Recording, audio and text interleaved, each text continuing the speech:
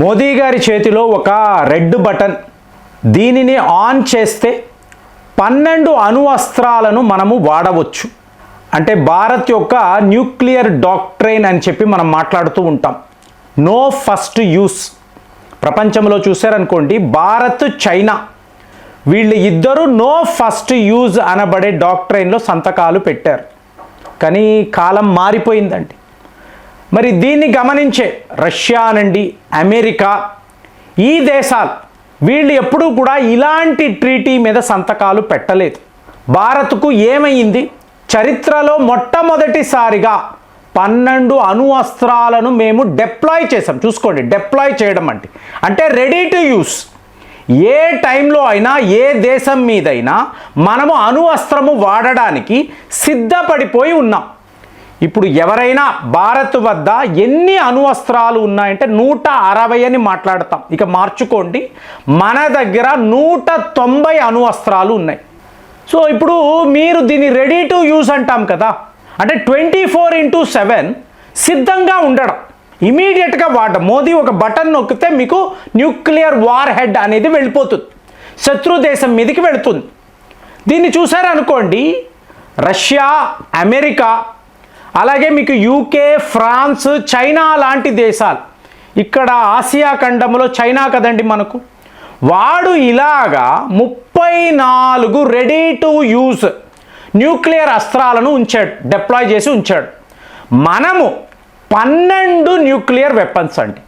మీరు ఈ లిస్టు ఇది ఎవరిస్తారండి, ఇదంతా మీకు ఎలా తెలుస్తుందంటే సిప్రి అనబడే ఒక సంస్థ అండి, స్టాక్హామ్ ఇంటర్నేషనల్ పీస్ రీసెర్చ్ ఇన్స్టిట్యూట్ అంటారు. ప్రతి సంవత్సరము కూడా ఈ సిప్రి నోట్బుక్ అంటారు. ఈ సిప్రి వాళ్ళది ఈ పుస్తకము చాలా చాలా ముఖ్యం.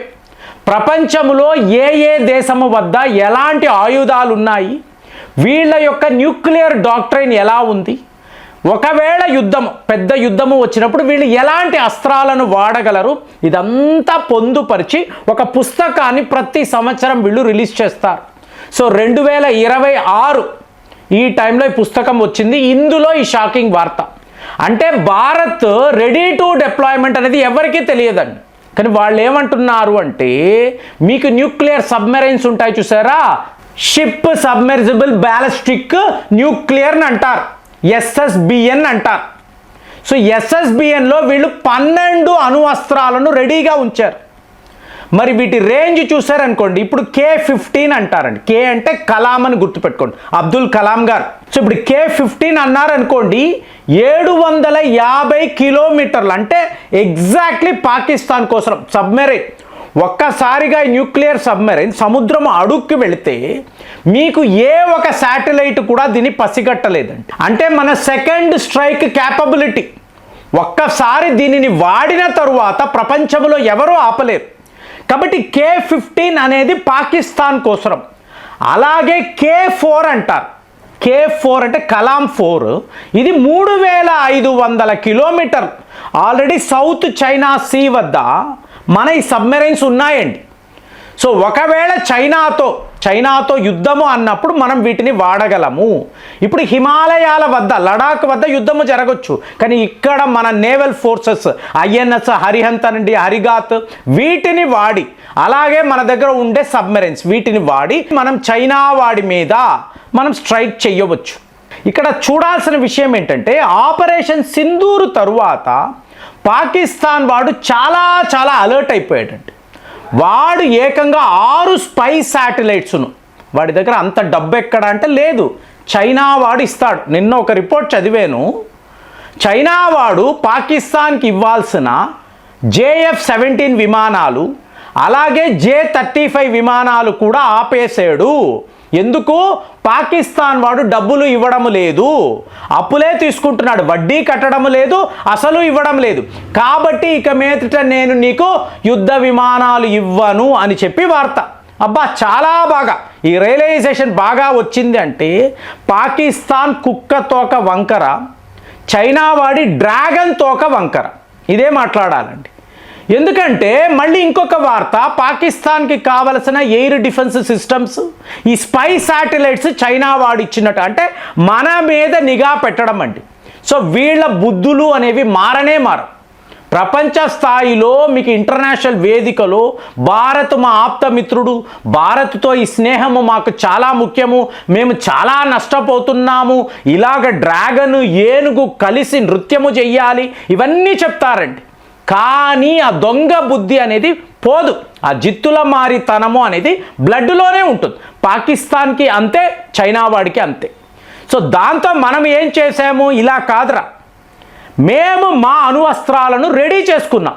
సో ఇది ఇంతకుముందు ఎప్పుడూ జరగలేదండి. ఇప్పుడు మీరు పాకిస్తాన్ని చూశారనుకోండి, వాడు స్ట్రాటజిక్ యాంబిగ్విటీ అంటాడు. అంటే అవసరానికి తగ్గట్టుగా నేను ఇమీడియట్గా వాడను, అలాగే నో ఫస్ట్ యూజ్ అనేది కూడా నాకు లేదు, థర్డ్ కేటగిరీలో ఉంటాడు. మీరు యూకే అనండి, ఫ్రాన్స్ అనండి, పాకిస్తాన్, ఇజ్రాయెల్, వీళ్ళని చూశారనుకోండి థర్డ్ కేటగిరీ.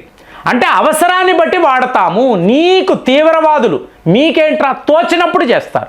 కాబట్టి మనము మార్చుకోవాలండి, నో ఫస్ట్ యూజ్ కాదు, మనము కూడా అంటే మనము ఆల్రెడీ రెడీ చేసేసాం. సో ఇదంతా చూసి చైనా వాడు 34 అంటే మనం 12.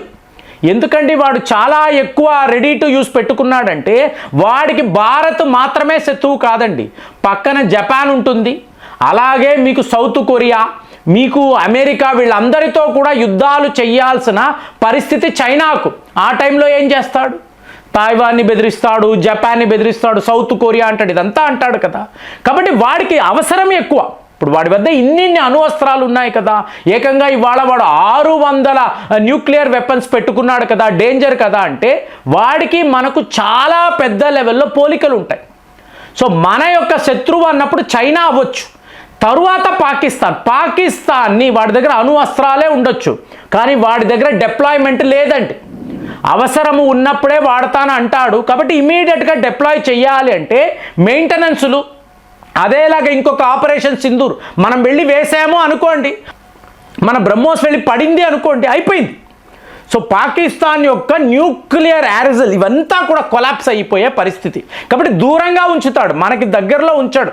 యుద్ధము అంటాడు, నేను అణువస్త్రం వాడతాను, ఇవన్నీ మాట్లాడతాడు, చెయ్యలేడండి.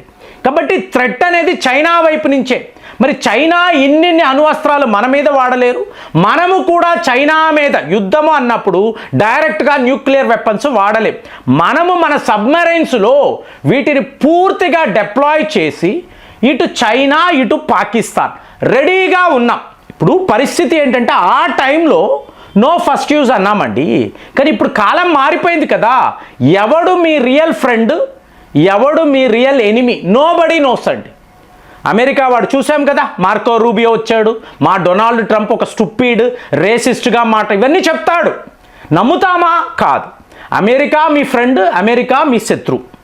చైనా మీ ఫ్రెండ్, చైనా మీ శత్రు. ఇక రష్యా మన ఫ్రెండ్, ఎందుకంటే వాళ్ళే చెప్తారు ఏ టైంలో, టైం టెస్టెడ్ అండి. మీకు ఎప్పుడు భారత్కి ఇబ్బంది అన్న రష్యా వాళ్ళు ఉంటారు. అదే పాకిస్తాన్ టైం టెస్టెడ్ ఎనిమి, వాడి బుద్ధి అనేది ఎప్పుడూ మారదు. కాబట్టి మనకు క్లియర్గా ఉండాలి, ఎవడు నా ఫ్రెండ్, ఎవడు నా ఎనిమి, ఎవడి మీద మనం అణువస్త్రము వాడాలి, ఎవడి మీద వాడకూడదు.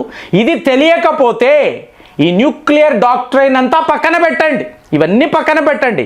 అవసరము అంటే మన దేశాన్ని కాపాడుకోవాలంటే సాఫ్ట్ పవర్, నాన్ వైలెన్స్, అహింస, పరమ ధర్మోహ ఇవన్నీ మాట్లాడతాం కదా. ఇవాళ అలాంటివి ఏమీ లేదండి. శత్రువు శత్రువే, మిత్రుడు మిత్రుడే. ఈ క్లారిటీ మనకి ఉంది కాబట్టే మనము ఈ అణువస్త్రాలను for the first time in the history of India మనము రెడీ చేసాము, చూపిస్తున్నాం. మనము 24/7 ఈ డిప్లాయ్మెంట్ ఉంటుంది, మేము దాడులు చేస్తాము అంటున్నాం. మరి భారత్లో వచ్చిన ఈ మార్పుని మీరు ఎలా చూస్తున్నారు? కామెంట్స్లో రాయండి. మళ్ళీ వచ్చే వీడియోలో కలుద్దాం. జై హింద్.